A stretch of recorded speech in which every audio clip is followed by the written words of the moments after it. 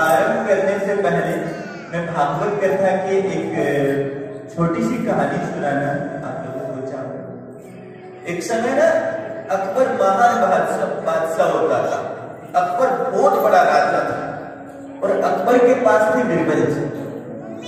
अब बीरबल जी थे वो हिंदू थे और जो अकबर था वो मुसलमान था। बीरबल प्रतिदिन तिलक लगाता, हाथ में धागा बांध के रखता, घंटी बजाता और भगवान की पूजा करता। अकबर को इस चीज से प्रॉब्लम हुई। अकबर बोला बीरबल क्या है ये सारा दिन भगवान का नाम रटता रहता है, छोड़ इसको। बोले नहीं महाराज, कैसे छोड़ू? भगवान तो हर स्थान पे है, कण कण में है। भगवान को छोड़ने का अर्थ है सर्व सासू को छोड़ना। अकबर बोले बीरबल क्या सच में तुम्हारे भगवान हैं? बोले हाँ महाराज, सच में मेरे भगवान। अकबर बोले बीरबल मेरे 3 प्रश्नों का उत्तर दे।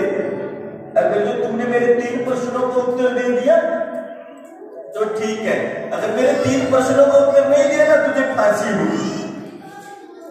बोले राजा पूछिए अपने 3 प्रश्न।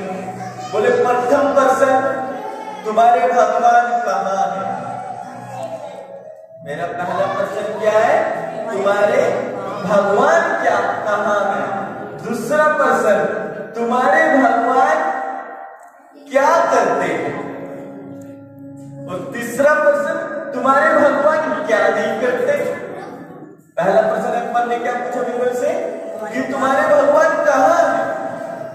दूसरा पूछा कि तुम्हारे भगवान क्या करते हैं। और तीसरा पूछा कि तुम्हारे भगवान क्या नहीं करते। बीरबल सोचने लगा, बेचारे के पास उत्तर नहीं। बीरबल बोला महाराज मुझे कुछ दिन का टाइम दे दीजिए, मैं उत्तर लेकर आऊंगा। बोले अब बीरबल घर गया। घर जाकर बैठा तो बड़ा उदास था। तभी बीरबल की बेटी आई। बीरबल की बेटी आकर बोली बाबा आज बड़े परेशान, क्या हुआ, क्या बात है? बीरबल बोला बस बेटी कोई बात नहीं है, थोड़े समय के लिए मुझे अकेला छोड़ दो। बीरबल की लड़की बोली पिताजी आपको अकेला कैसे छोड़ दूं? आप एक तो परेशान हो और ऊपर से मैं आपको अकेला छोड़ दूं, ऐसा हो नहीं सकता। बीरबल बोला बेटी महाराज ने ऐसे कुछ 3 प्रश्न पूछ लिए जिनके उत्तर मेरे पास नहीं है। अगर मैंने उनका उत्तर नहीं दिया तो अकबर मुझे फांसी दे देगा।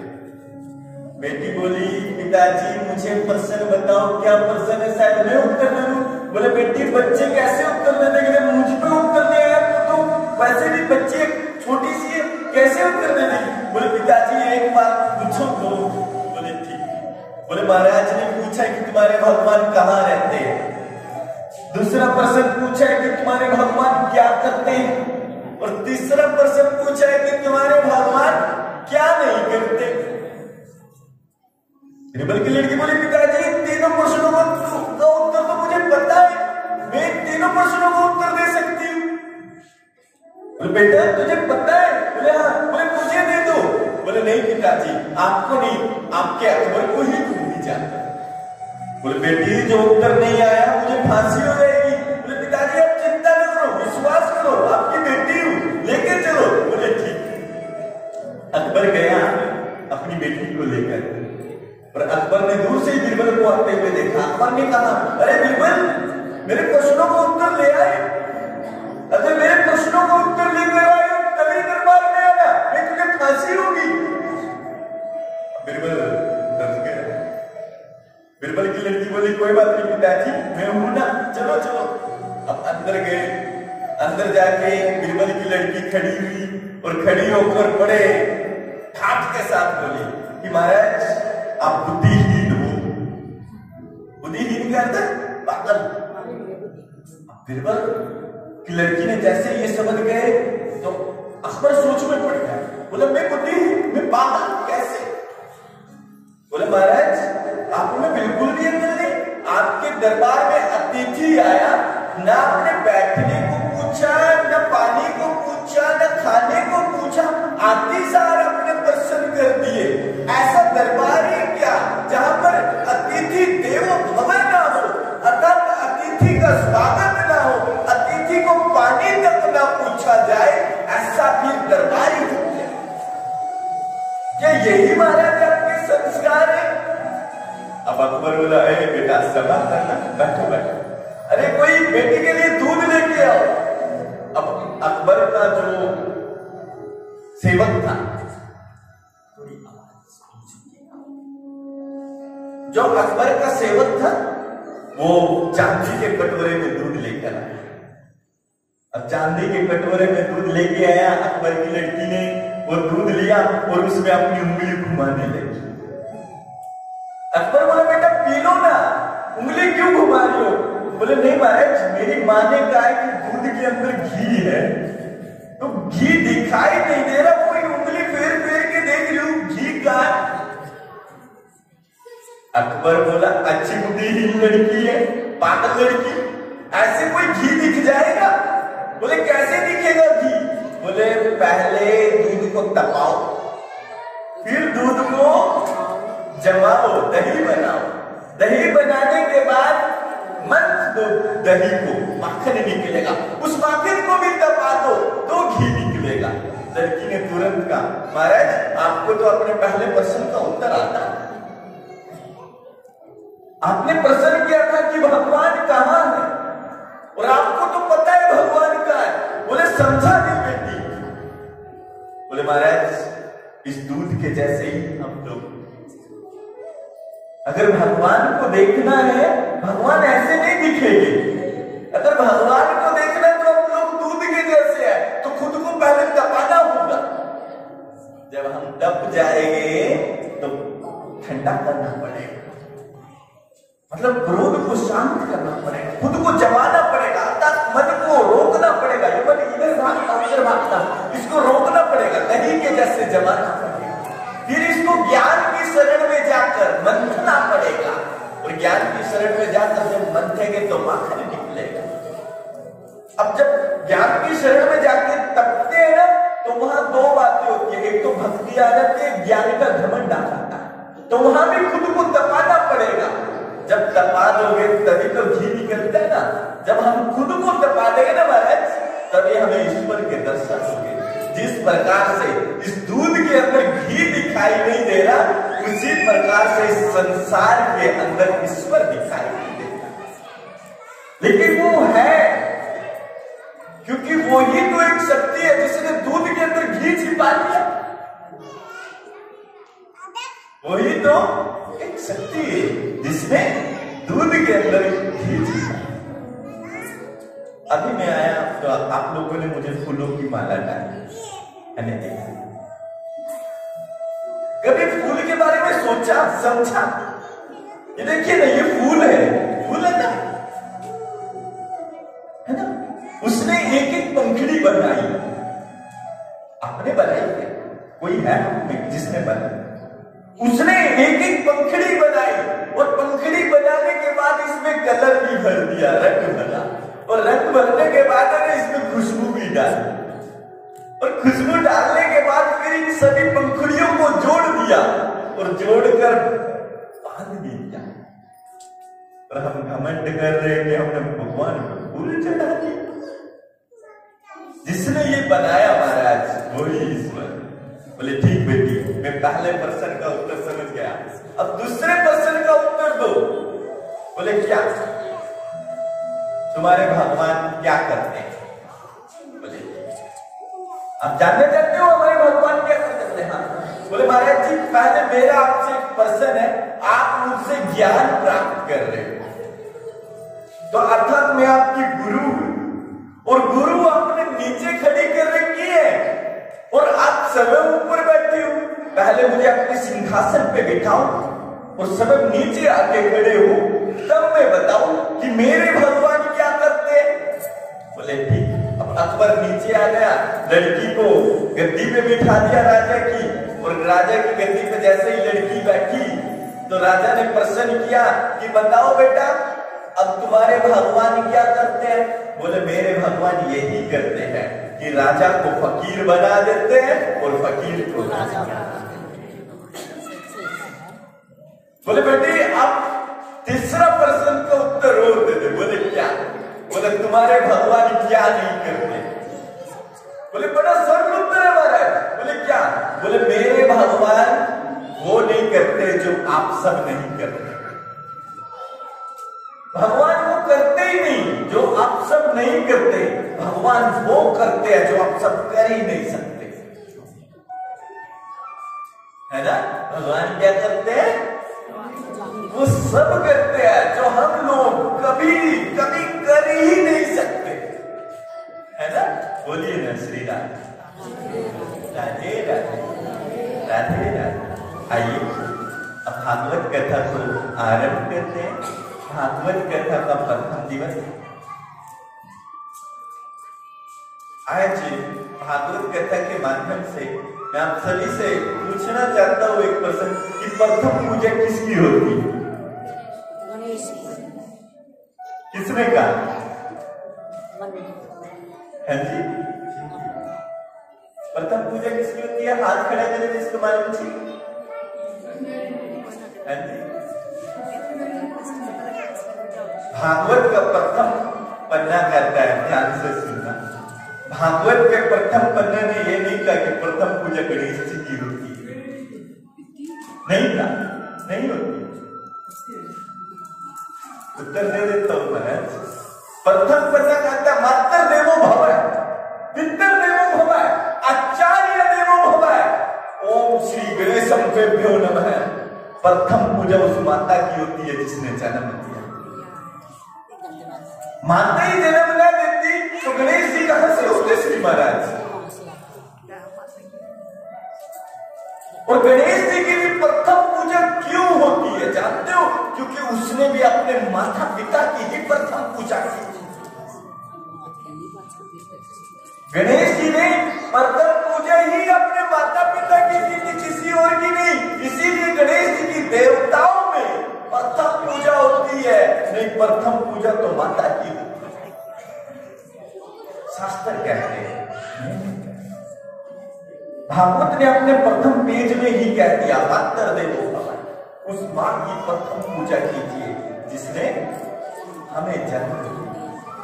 उस पिता की पूजा कीजिए जिसने अपने पूरे जीवन की पूंजी, पूरे जीवन की कमाई हमें कामयाब होने में लगा।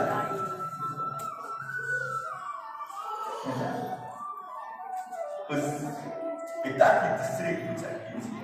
तीसरी पूजा उस गुरु की कीजिए जिसने हमें ईश्वर के बारे में बताया। चौथी पूजा में ओम श्री गणेशम भ्यो नमः आता है ना। एक मां थी और उस मां ने है ना बड़े लाड से और प्यार से अपने बच्चे को पाला पोसा और बड़ा किया। बेटा जवान हो गया, बड़ा हो गया और बड़ा होकर है ना कोई अच्छी सी कंपनी में जॉब भी लग गई। अब उस बेटे की कितनी सैलरी जानते हो? 1 लाख रुपए महीने। बेटे की शादी हो गई, शादी होकर घर बस गया अच्छे से। तो माँ और बेटे की लड़ाई हो जाती दूसरे तीसरे दिन। तो माँ लड़ाई बचती सारे कहती बेटा मेरे साथ लड़ मत, तू मेरा कर्ज नहीं उतार सकता। अब बेटा लड़ झगड़ के चला जाता अपने काम। हफ्ते बाद महीने बाद फिर लड़ाई होती, फिर माँ कहती बेटा मेरे साथ मत लड़, तू मेरा कर्ज नहीं उतार सकता। चला जाता बेटा, फिर झगड़ा होता, फिर माँ कहती ए बेटा मेरे साथ मत लड़, तू कभी भी जीवन में मेरा कर्ज नहीं उतार सकता।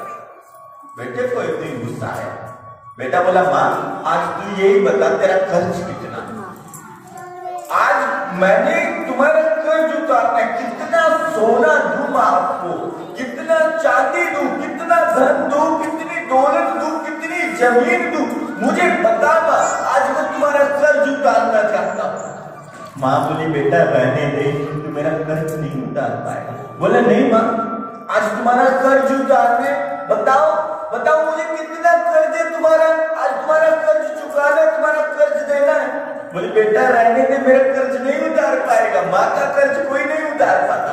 बोले नहीं माँ मैंने तो तुम्हारा कर्ज उतारना है, बताओ कितना सोना चाहती, कितनी धन दौलत, आज मैंने आपका कर्ज उतारा।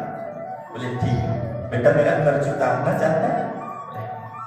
बड़ी भारी सर्दियों के लिए माँ बोली बेटा अगर मेरा कर्ज उतारना चाहता है तो एक रात के लिए मेरे पास सो, सुबह तक कर्ज उतर जाएगा। बोले माँ पक्का ना?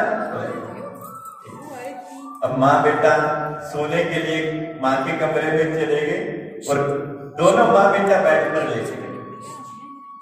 अब भारी सर्दियों के लिए अब जैसे ही माँ ने बेटे की तरफ देखा तो बेटे की आंख लगने लगी, बेटा सोने लगा। माँ ने बड़े प्रेम से बेटे से कहा बेटा उठना, मुझे एक गिलास पानी पीना है, मुझे एक गिलास पानी पिलाएगा। बेटा भी बड़े आदर से उठा, माँ आपको पानी पीना है? माँ मैं अभी पानी लेकर आया।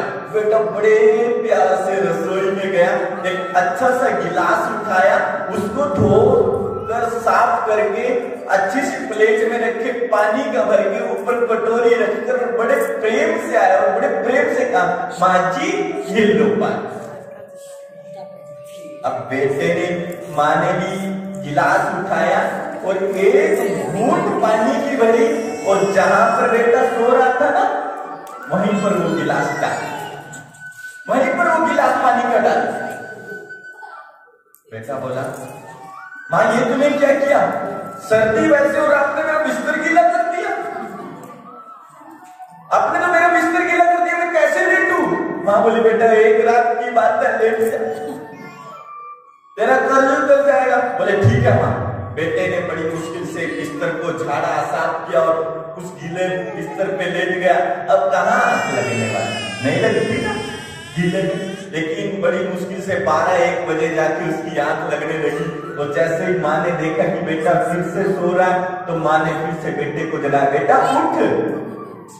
बेटा बोला माँ क्या हुआ? बोले बेटा फिर से प्यास लग गई, एक गिलास पानी पिला,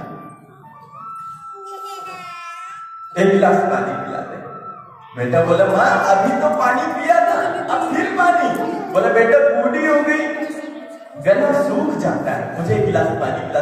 ठीक है माँ, पानी लेके आता हूँ। अब देखिए दूसरी बार में जी कट चुका। ठीक है माँ, पानी लेकर आता हूँ। गया रसोई में, गिलास उठाया और बोला ये लो माँ, पी लो पानी, जी कट चुका। बेटे ने भी, माँ ने भी 1-2 घूंट पानी की भरी और जहां पर बेटा लेट रहा था फिर से वही गिलास डाल। बेटा बोला माँ अब फिर से डाल दिया, माँ फिर से मेरा बिस्तर गीला कर दिया, शर्म नहीं आती? मैं कैसे गीले में लेटूंगा? बड़ी मुश्किल से सुखाया था, फिर से गीला कर दिया। माँ बोली बेटा क्षमा करना, बूढ़ी हो गई, हाथ पांव काम नहीं करते अच्छे से, गिर गया, क्षमा कर। ठीक है माँ कोई बात नहीं, ऐसा बोल के लेट गया, थोड़ा बिस्तर झाड़े, आंख नहीं लग रही है, नींद नहीं आ रही, बड़ी मुश्किल से सोने लगा। अब जैसे बड़ी मुश्किल से सोने लगा, रात के 2 से 3 बजे, तो जैसे ही बेटे की फिर से आंख लगने लगी, माँ ने देखा बेटा फिर से सो रहा है, तो माँ ने फिर से कहा बेटे से कि बेटा उठना। बोले क्यों? बोले फिर से एक गिलास पानी पिला दे। अब बेटे को गुस्सा है, बोले माँ कितना पानी पिएगी, तीसरी बार पानी मांग रही है, शर्म नहीं आती? बोले बेटे इसमें शर्म की क्या, प्यास लगा, गला सूखा, पिला दे। बोले ठीक है लेके आता हूँ पानी। अब रसोई में गया, भूल गया मेरी माँ है, जन्म देने वाली है, जैसा झूठा सूखा गिलास मिला, उठाया पानी का भरा, फिर प्लेट भी लेके नहीं आया, सीधा ऐसे पकड़ के गिलास बोला ये लो पियो पानी। पानी कट गया, ये लो पियो पानी। अब माँ ने भी 2 घूंट पानी की भरी, जहां पर बेटा सो रहा था वहीं गिलास डाला। अब जैसे ही गिलास पानी का डाला, बेटे का तो ढेर सारा गुस्सा आ गया। अब बेटा गुस्से में कहने लगा माँ तू कर्ज नहीं उतरवा रही है, तू तो मुझसे बदले ले रही है, तू जानबूझकर मेरे बिस्तर पर पानी डालती है कि मुझे ठंड लग जाए, मुझे नहीं सोना आपके पास, मैं तो चला अपनी बीवी के कमरे में, अपने कमरे में, मैं नहीं सो सकता आपके पास। बोले बेटा एक रात की बात है, सो जा। बोले नहीं सोना माँ, तू कर्ज थोड़ी ना उतरवा रही है, तू तो बदले ले रही है मुझसे, मुझे नहीं सोना, जा रहा हूं मैं। माँ बोली बस बेटा उतर गया कर्ज, बेटा तू तो एक रात में रोने लगा। जब तू छोटा था ना, जब तू छोटा सा था तो मैं तुझे अपने साथ लेकर सोती थी, और बेटा मैंने तो फिर भी पानी डाला, पानी डालकर बिस्तर गीला किया। बेटा तू तो ना बाथरूम करता था, बाथरूम से बिस्तर गीला करता था। बेटा मैं ना तुझे वहां से उठाती थी और दूसरी तरफ लेटाती, गीले में मैं लेटती। बेटा तू दूसरी तरफ भी बिस्तर को गीला कर देता था। बेटा मैं तुझे वहां से उठा के ना अपनी छाती पर ले जाता। बेटा तू मेरी छाती पर भी बाथरूम कर देता था, मैं अपने कपड़े झाड़ लेती थी, लेकिन बेटा मैंने तुझे कभी गीले में सोने नहीं। बेटा तू सारी रात रोता था, सारी रात जागता था, मैं तेरे साथ सारी रात जागता। और बेटा तू दिन में सोता था, मुझे दिन में काम करना होता था। फिर से रात आती थी, रात में तू जागता था, मैं तेरे साथ जागती थी। फिर दिन आता था, दिन में तू सोता था, मैं काम करती थी। फिर रात आती थी, रात में तू सोता था, मैं रात में तू जागता था, मैं तेरे साथ। बेटा जब तुझे ना बुखार हो जाता था ना, तो मैं सारी सारी रात तेरे बिस्तर पर बैठी रहती थी। तेरे पापा भी तेरे बिस्तर पर बैठे रहते थे। हम कभी ठंडी पट्टियां रखते थे, कभी हम भगवान के लिए पैसे रखते थे कि भगवान से बारंबार प्रार्थना करते थे कि हे भगवान हमारे बच्चे को ठीक कर। भगवान से मन्नत मांगते थे, बड़े बड़े डॉक्टर तेरे पास लाकर खड़े कर देते थे। कोई कुछ भी कहता था, हम सब तेरे लिए वो करते थे। और आज बेटा मुझे अगर बुखार चढ़ जाए तो तू क्या करेगा? तू मुझे एक छोटी सी गोली देगा, एक छोटी सी टेबलेट देगा और कहेगा कि मां तुझे बुखार चढ़ गया, इसको ले ले, और मैं उसको ले लेती हूँ। बेटा फिर तू रात को आकर मेरे कमरे में मुझे देखता भी नहीं और अपने कमरे में आराम से जाकर सो जाता है। सुबह होती है तब तू आकर देखता है कि माँ का बुखार उतरा है ना? सुबह होती है ना तब तू आकर देखता है कि माँ का बुखार उतरा या नहीं। बेटा तुझसे चलना नहीं आता, मैं तुझे अपनी उंगली पकड़कर चलना सिखाती थी। तू गिरता था ना तो तुझसे ज्यादा चोट मुझे लगती थी। बेटा तुझे दर्द होता था ना तो तू नहीं रोता था, लेकिन मेरी आंखों से आंसू आ जाते, मेरी आंखों से आंसू आ जाते। बेटा भगवान से जब भी कुछ भी मांगा तो तेरी ही खुशियां मांगी, तेरी खुशियों के सिवा कुछ भी नहीं मांगा। और आज बेटा तू मेरा कर्ज उतार नहीं चला। बेटा अपने पापा को देख, आज तू बोलता है ना कि मैं 2000 की शर्ट डालता हूँ, 3000 की पैंट डालता हूँ, 5000 का जूता डालता हूँ। ये 5000 का तुझे जूता डलवाने के लिए, 3000 की तुझे पैंट डलवाने के लिए, 2000 की तुझे शर्ट डलवाने के लिए ना तेरे पापा ने हमेशा फटी हुई शर्ट डाली, फटे हुए जूते डाले। जब तू स्कूल जाता था ना तो तेरे पापा अपने लिए जूते नहीं लेते थे, कहते थे कि मैं तो फटे हुए से काम चला लूंगा, लेकिन अपने बेटे के लिए नया जूता लेकर चलता। बेटा तेरे पापा अपने लिए शर्ट नहीं लेते थे, लेकिन तेरे लिए गर्म जैकेट जरूर लेते थे, कहीं मेरे बेटे को ठंड न लग जाए। क्यों क्यों इतना करते थे? सोचा कभी माता पिता क्यों इतना करते? क्या माता पिता को आप लोगों से कोई लालच है? कुछ लेना है आप लोगों से? बस उनका एक ही लालच है कि तुम लोग कामयाब हो जाओ, कि वो भी सीना चौड़ा करके कह सके देख मेरा बेटा है जो धर्म का काम कर रहा है ना? तो इसीलिए शास्त्र कहते हैं प्रथम पूजा माता की होनी चाहिए, मातृदेव। जिसने माता की पूजा नहीं की उसको मंदिर नहीं जाना चाहिए, हमारे श्री गुरु महाराज कहते हैं। और जिसके माता पिता है और अपने माता पिता की पूजा नहीं करता, अपनी माँ को पानी नहीं पिला सकता, अपने पिता को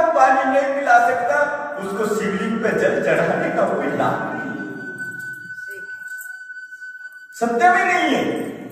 क्यों होगी? जो माँ को भोजन नहीं करा सकता, अपने पापा को भोजन नहीं करा सकता, उसको भंडारा देना नहीं चाहिए। भंडारा देने का कोई फायदा नहीं। जो अपनी माता पिता को दवाई नहीं दिलवा सकता, वो बाहर की सेवा नहीं कर सकता। देखा ना, मैंने काफी ऐसी सुना, मैंने ये बहू जो होती है ना, उनसे कह देती है सास बेटा एक गिलास पानी पिला दे, बुढ़िया चुप बैठ जा, तुझे पता नहीं मैं मंदिर जा रही हूँ भगवान पर जल चढ़ाने, और तुझे अपने पानी पीने की पड़ी। असलियत में तो भगवान ही हो। भगवान हर स्थान पे नहीं आ सकते ना, क्योंकि वो कण-कण में विराजमान है। इसलिए ना भगवान ने सबके पास जाने का निर्णय लिया। सब माता पिता बनता है, सब माता पिता बनता है। बोलिए ना श्री राधे श्री राधे श्री राधे। इसीलिए प्रथम पूजा किसकी होती है? माता की। आज की भागवत कथा में कौन प्रथम पूजा करना चाहेगा? वो हाथ खड़ा करे। कोई है बच्चा जो अपनी माता की पूजा करना चाहे?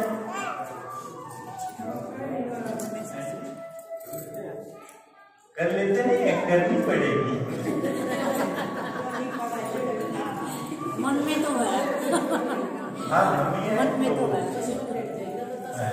आज की प्रथम पूजा क्या नाम है मेरे बाबू का? रमेश। रमेश प्रथम पूजा करेंगे, ठीक है ना? अभी बैठ जाओ, कथा जैसे ही विश्राम लेगी तो आज की प्रथम पूजा आरंभ करोगे। बोलिए श्री राधे। भागवत कथा को आगे की ओर आरंभ करते हैं। एक समय की बात है, आत्मदेव नाम का ब्राह्मण रहता था। आत्मदेव ब्राह्मण था ना, बड़ा ज्ञानी था, विद्वान था, पढ़ा लिखा और वेदों का ज्ञान था, शास्त्रों का ज्ञान था। लेकिन आत्मदेव की जो पत्नी थी ना, उनका नाम धुंधली था। धुंधली है ना, देखने में सुंदर थी, परंतु बुद्धि से तो बिल्कुल दुष्ट थी। धुंधली जो थी, बुद्धि से बिल्कुल दुष्ट, देखने में सुंदर। अक्सर है ना आत्मदेव से लड़ाई झगड़ा करके रहती थी, घर में लड़ाई झगड़ा बना ही रहता। तो आत्मदेव जी बड़े परेशान थे अपनी पत्नी से, लेकिन फिर भी सब कुछ सहन करते थे। अब आत्मदेव जी की शादी को 12 साल हो गए, एक भी बच्चा नहीं है अभी तक। कितना टाइम हो गया? 12 साल शादी को हो गया, एक भी बच्चा नहीं। आत्मदेव जी खेती बाड़ी करने लगे तो खेती बाड़ी भी ठीक नहीं हो रही है। आत्मदेव जी जो भी काम करते, उन सभी कामों में नुकसान, घाटा हो रहा है। अब आत्मदेव जी ने एक गाय माता लेकर आए। अब गाय माता ने भी 1 साल तक तो दूध दिया, 1 साल के बाद गौ माता ने भी कोई बच्चा नहीं दिया। अब आत्मदेव जी बड़े परेशान हो गए। आत्मदेव जी सोचने लगे कि मैं जी क्यों रहा हूं जब मेरे हाथ से कोई काम ही नहीं होता, मुझे मर जाना चाहिए। अब आत्मदेव जी दुखी होकर, परेशान होकर मरने के लिए चल पड़े। और जैसे ही नदी में कूदने लगे तो एक महान संत ने आकर आत्मदेव जी को पकड़ लिया और पकड़कर बोले, हे ब्राह्मण देवता क्या कर रहे हो? बोले, गुरुजन मैं मर रहा हूं, मैं जीना नहीं चाहता। गुरुदेव मैं जीकर करूं क्या? मेरी शादी को 12 साल हो गए, अभी तक एक भी बच्चा नहीं। गुरुदेव मैं कैसे जीऊं? मैं जो भी काम करता हूँ वो काम होता ही नहीं। मैंने खेती बाड़ी करना चाहा, उसमें नुकसान, मैंने बिजनेस किया, उसमें नुकसान, यहाँ तक कि मैं गौ माता लेकर आया, मेरे कारण गौ माता ने भी बच्चा नहीं दिया, मेरी किस्मत के कारण। तो गुरुदेव मैं जीना नहीं चाहता, मैं मर जाऊं यही ठीक है। अब महात्मा जी को बड़ी दया आई ब्राह्मण देव पर। महात्मा जी ने तुरंत ही आत्मदेव जी को फल दिया और फल देकर कहा कि अपनी पत्नी को खिला देना, तुम्हारे घर अवश्य ही पुत्र की प्राप्ति होगी। बोले ठीक। आत्मदेव जी ने महात्मा जी पर विश्वास किया और अपने घर गया और घर जाकर धुंधली से कहा कि भाग्यवान, एक महान तपस्वी ने एक फल दिया, इस फल को खा लीजिए, हमारे घर अवश्य ही पुत्र की प्राप्ति होगी।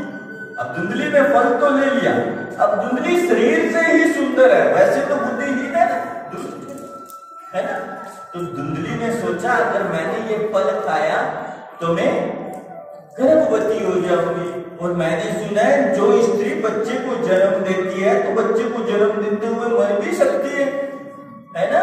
शरीर का नुकसान होता है वो अलग, और भी काफी नुकसान है, मैं बच्चे को जन्म नहीं दे सकती। इसीलिए धुंधली मूर्ख थी, फल नहीं खाया, गौ माता को फल दे। अब गौ माता ने फल खा लिया। अब ठाकुर जी की कृपा ऐसी हुई कि गौ माता गर्भवती हो गई, गौ माता ने गर्भ को धारण कर दिया।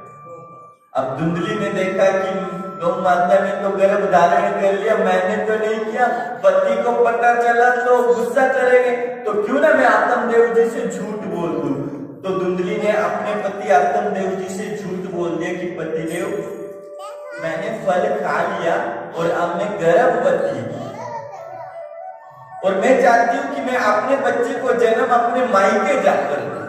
आत्मदेव जी बोले ठीक है, बोल दिया झूठ। अब चले गई धुंधली अपने मायके में धुंधली की बड़ी बहन थी जो कि एक गरीब घर में, उसके पास पहले से भी बच्चे। अब धुंधली ने अपनी बड़ी बहन से कहा कि बहन जो तेरे पेट में अभी बच्चा है, चाहे लड़का हो चाहे लड़की हो, जो भी होगा वो मुझे दे देना, मैं उसका मोल तुम्हें दे दूं। बोले ठीक है बहन कोई बात। अब उधर से गौ माता ने भी गर्भ धारण कर रखा और उधर से धुंधली ने भी बच्चे की बात कर। अब समय बीतता गया, महीना 1 गया, 2 गए, 3 गए, 4 गए, 5, 6, 7, 8, 9, और जैसे ही 10वां महीना है ना तो गौ माता ने एक सुंदर से बच्चे को जन्म दिया। बच्चा देखने में बिल्कुल अद्भुत, बछड़े जैसा नहीं, अद्भुत, नाम इंसान के जैसी, आंख मुख सब कुछ इंसान जैसा, परंतु जो कान है वो गौ माता के जैसे। अब ऐसे बच्चे को जन्म दिया, आत्मदेव जी ने देखा ये बड़ा अद्भुत बच्चा, देखने में इंसान के जैसा और कान गौ माता के जैसे।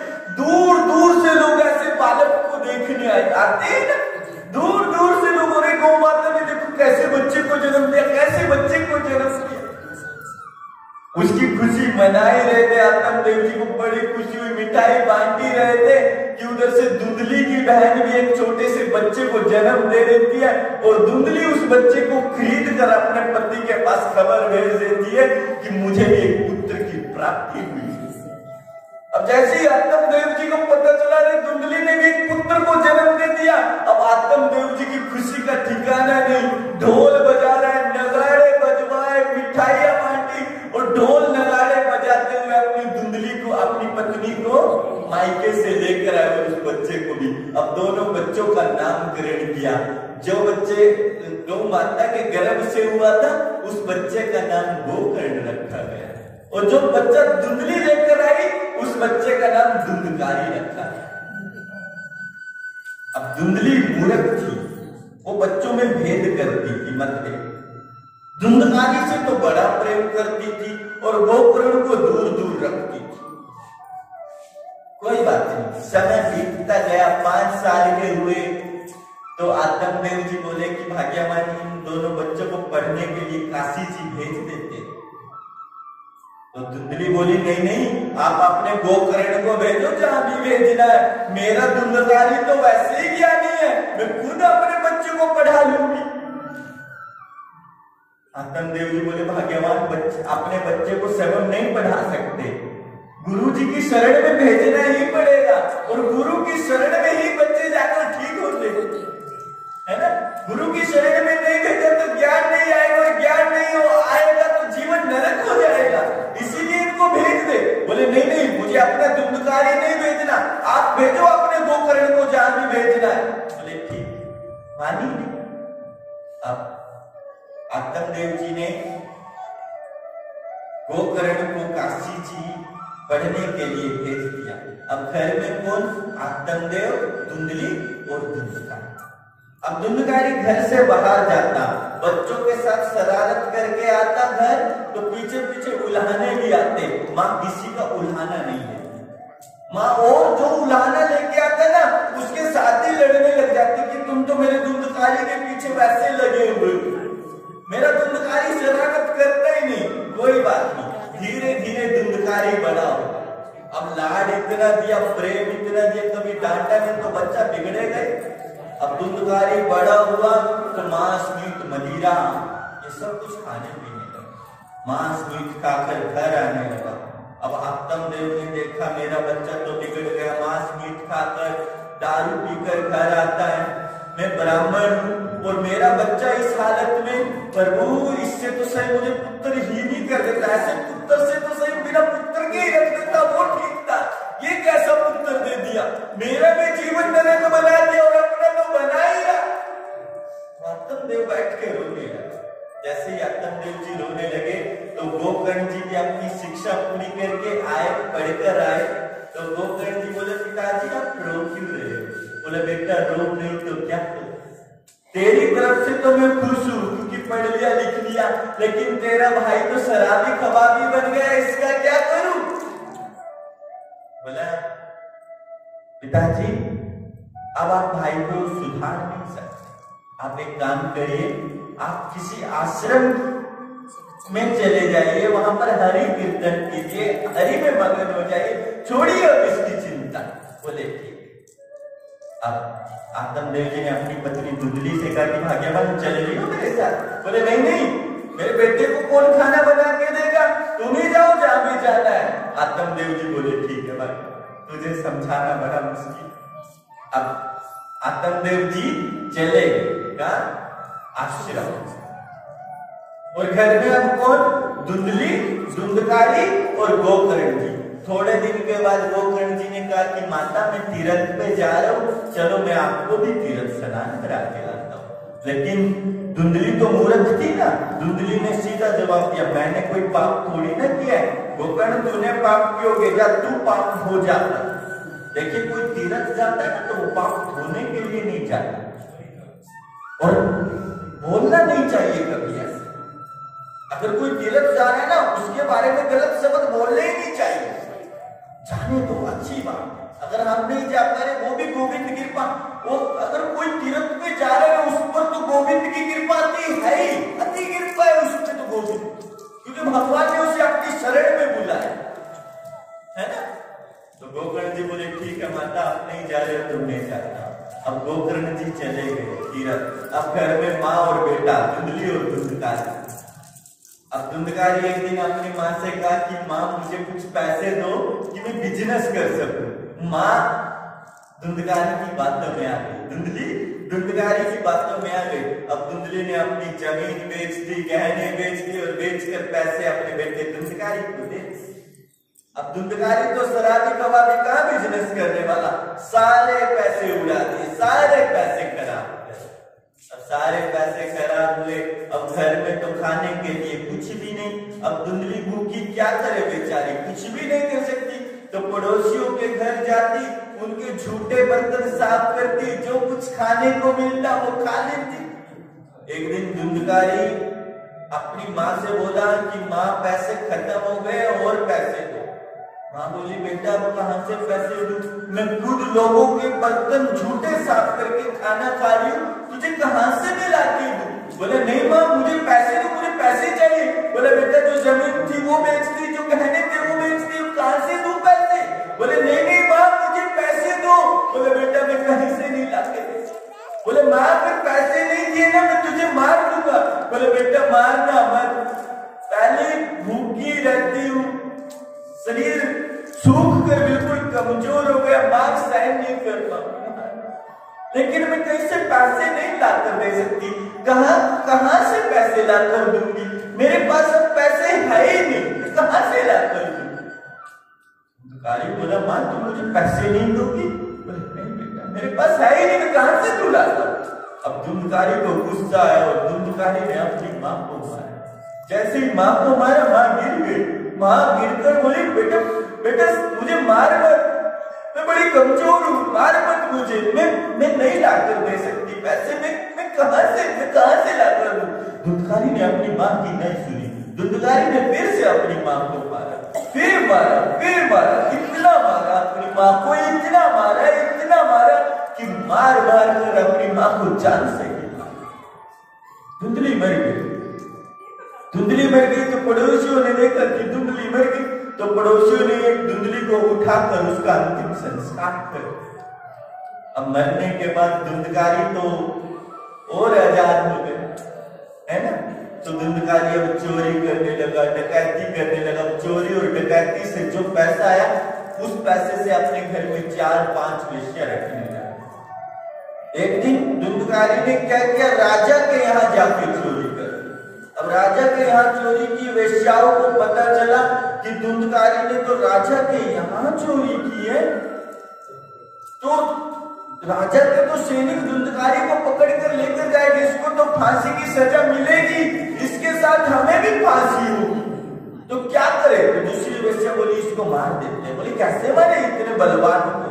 बोले अभी ये सोएगा ना तो इसको सोते हुए को बांध कर जिंदे जी जला देते हैं। बोले ठीक। अब धुंधकारी जैसे ही सोया तो वेश्याओं ने खाट से बांध दिया और खाट से बांध कर जीते जी में ही उसमें आग लगा दी। जैसे ही आग लगी तो चिल्लाने लगा धुंधकारी, अरे मुझे बचाओ, मैं जल रहा हूं, मुझे बड़ी पीड़ा हो रही है, मुझे बचाओ, मुझे बचाओ। लेकिन बचे कैसे, धुंधकारी मर गया। और जैसे ही मरा तो जैसे ही धुंधकारी की आत्मा यमराज के पास गई तो यमराज ने लाकर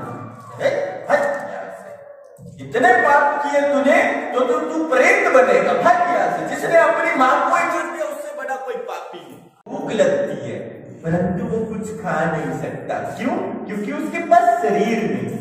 जो प्रेत होता है उसको प्यास लगती है परंतु पानी पी नहीं सकता क्योंकि उसके पास शरीर नहीं। अब प्रेत योनि में आके धुंधकारी तड़पने लगा, कभी इधर जाता कभी उधर जाता, उसकी आत्मा को मुक्ति नहीं मिली, उसकी आत्मा को शांति नहीं मिली। उधर गोकर्ण जी को जैसे ही पता चला कि मेरी माता भी चली गई, मेरा भाई भी चला गया, तो गोकर्ण जी अपनी माता के और अपने भाई धुंधकारी के पिंडदान करवाते हैं। कहाँ गया, नारायण बलि करवाते हैं। पंडितों से ये बड़ी बड़ी पूजा करवाई, बहुत बड़ी बड़ी पूजा कराई, और बहुत बड़ी बड़ी पूजा करवाने के बाद गोकर्ण जी अपने घर आए। गोकर्ण जी ने सोचा कि मेरे भाई की आत्मा को शांति मिल गई, लेकिन जैसे ही गोकर्ण जी सोने लगे तो धुंधकारी की प्रेत आत्मा आई और आकर गोकर्ण जी को दबा दिया। गोकर्ण जी बोले कौन? बोले भाई मैं तेरा भाई धुंधकारी प्रेत बन गया और मेरी आत्मा को शांति दिला दे भाई, मुझे मुक्ति दिलवा। बोले तुझे मुक्ति? अरे तेरे लिए सारी पूजा करा दी, जितने पाठ थे सारे पाठ करा दिए, तेरे पिंड दान करा दिए, फिर भी तुझे मुक्ति नहीं मिली। बोले नहीं भाई मुझे मुक्ति नहीं मिल सकती। बोले क्यों? बोले भाई मैंने पाप ही इतने किए कि मुझे नहीं मुक्ति मिल सकती। भाई कुछ कर मेरे लिए, मैं जल रहा हूं, मैं तड़प रहा हूं, कुछ कर। बोले ठीक है मैं कर। गोकर्ण जी जैसे सुबह गोकर्ण जी ने बड़े बड़े पंडितों को बुलाया, बड़े बड़े पंडित आए, बड़े बड़े साधु संतों को बुलाया, बड़े बड़े साधु संत आए, और गोकर्ण जी ने सबके सामने हाथ जोड़ के प्रार्थना की कि हे साधु संत महात्माओं, हे पंडित महाजनों, मेरे भाई की प्रेत आत्मा को शांति नहीं मिल रही, मैं क्या करूं ऐसा उसके लिए कि उसकी आत्मा को शांति मिल जाए। मैंने सारी पूजा करा दी, मैंने सारे पाठ करा दिए, मैं क्या करूं ऐसा उसके लिए। तो एक महात्मा जी खड़े होकर बोले कि गोकर्ण जी आप अपने भाई के लिए भागवत करा। क्या? भागवत से ही तुम्हारे भाई की आत्मा को शांति मिल सकती। अब गोकर्ण जी अपने भाई के लिए भागवत कथा करने लगे। जैसे भागवत कथा की प्रथम दिन था, भागवत कथा सुनने के लिए ढेर सारे लोग आए, तो प्रेत आत्मा भी आई ना धुंधकारी, तो बैठने के लिए कहीं स्थान नहीं मिला, तो सोचा कहाँ बैठूं, तो एक स्थान पे ना बांस का रोपण, तो धुंधकारी उस बांस में जाकर बैठ गया, उसका जो प्रेत था बांस में बैठ गया। अब जैसे ही गोकर्ण जी ने प्रथम दिन की कथा सुनाई तो बांस की प्रथम पोरी फट गई, दूसरे दिन की कथा सुनाई तो बांस की दूसरी पोरी फट गई, तीसरे दिन की कथा सुनाई बांस की तीसरी पोरी फट गई, चौथे दिन की कथा सुनाई तो बांस की चौथी पोरी फट गए। 5वें दिन की कथा सुनाई तो बांस की 5वीं पूरी फटी, छठे दिन की छठी। वो जैसे ही 7वें दिन भागवत ने विश्राम लिया तो बांस फटकर जमीन पर गिर गया। बांस फटकर जमीन पर गिरा और उसमें से पवित्र आत्मा प्रकट हुई।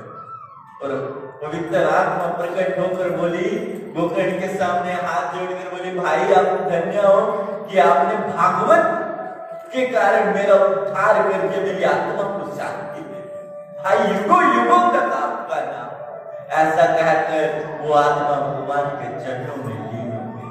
अब जितने भी वहां भागवत सुन रही थी पब्लिक, उस पब्लिक ने गोकर्ण जी से प्रश्न किया कि गोकर्ण जी आपके भाई को तो मुक्ति मिल गई, अब हमारा क्या? हमें तो कुछ नहीं हुआ, हमारा तो कुछ नहीं मिला।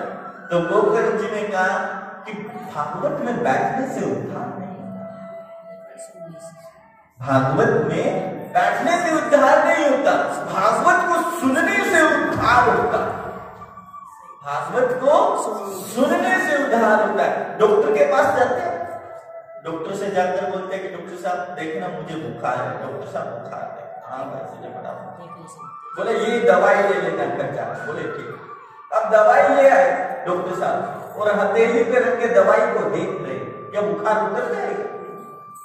कब उतरेगा? जब उस दवाई को खा ली तब बुखार उतरेगा। इसी प्रकार से भागवत है। भागवत में आ तो गए, दवाई ले तो ली, लेकिन खा नहीं, कल्याण कैसे? इसी प्रकार से भागवत में आ तो गए, लेकिन सुनना भी जरूरी, तभी तो भागवत कल्याण करेगा। भागवत सुनने से हमारे पितरों को शांति। कभी किसी ब्राह्मण, कोई ब्राह्मण कहे ना कि जी आपके पितर शांत नहीं, उनसे कहना जी मैंने भागवत सुनी। क्यों शांत? भागवत सुनने से घर में कोई ओपरा बुराई नहीं है। भागवत सुनने से हरि से प्रेम होता है। किससे? हरि से, नारायण से। और नारायण से प्रेम हो गया, लक्ष्मी अपने आप आ जाए। जिसके पति से प्रेम करते तो पत्नी खुश है नहीं है ना? भागवत बातें सुनने से कुछ लगता नहीं है ना? तो लक्ष्मी आए। भागवत सुनने से हर कष्ट का निवारण, यहां तक कि बड़ी बड़ी बीमारियां भी भागवत कथा सुनने से ठीक है ना? ज्यादा दूर नहीं जाते। एप्पल कंपनी के मालिक हैं, अभी एक बच्चा एप्पल कंपनी का फोन ले रहा था यहाँ पर। ज्यादातर बच्चों को पता होगा क्योंकि ये बच्चे थोड़े अच्छा सामान यूज करते हैं। आपको पता है एप्पल कंपनी चल नहीं रही थी, तो वो एप्पल कंपनी का मालिक भी बांके बिहारी जी आया, वृंदावन आया, तब से चल। फेसबुक के मालिक के पास ठाकुर जी की फोटो मिलती है ना?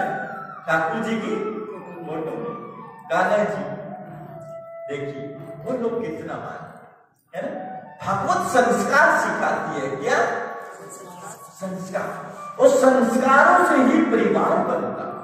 लेकिन आजकल तो हमारे संस्कार बदल गए। देखिए भागवत की शरण में अंग्रेज लोग डाले, देखा ना? कभी टीवी पे देखा?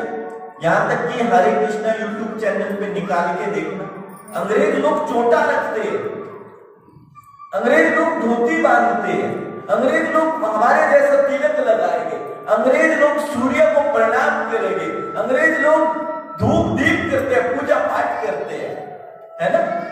देखिए उनमें संस्कार आ गए। क्यों? भागवत की शरण में आ गए। आप लोगों के संस्कार पता नहीं कहां चले गए, है ना?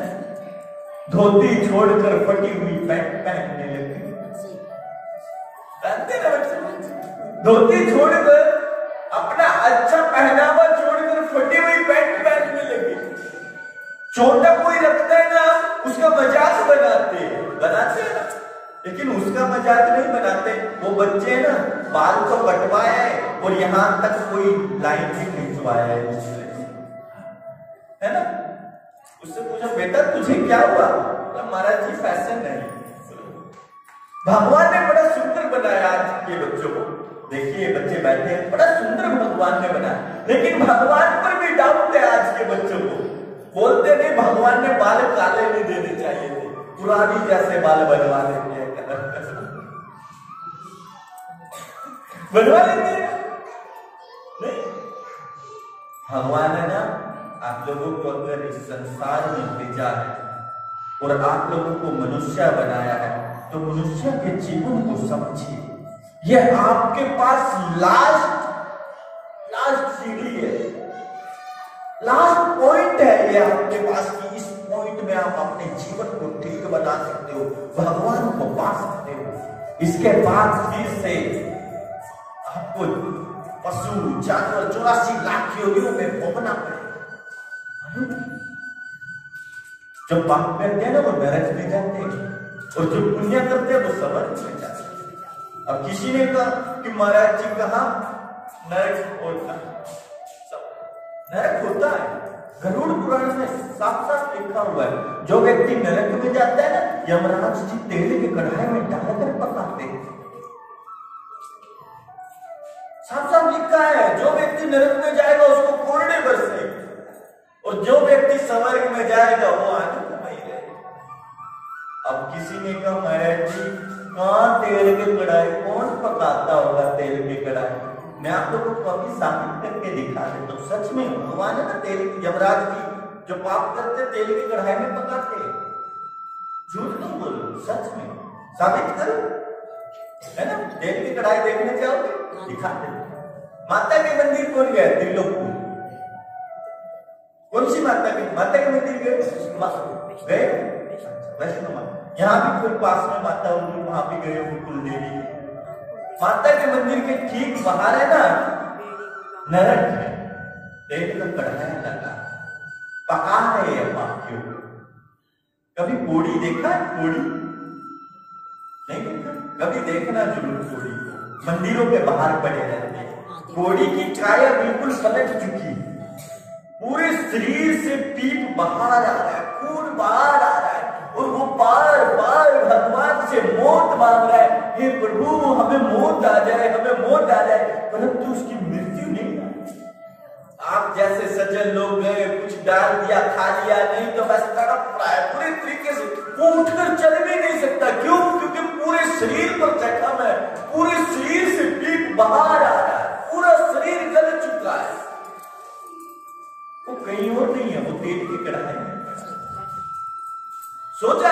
कभी सोचना, उसके पास खड़े होकर सोचना कि भगवान ने हमें इतना अच्छा जीवन दिया। गर्मी लगती है तो एक बटन दबाते हैं, कमरा ठंडा हो जाता है।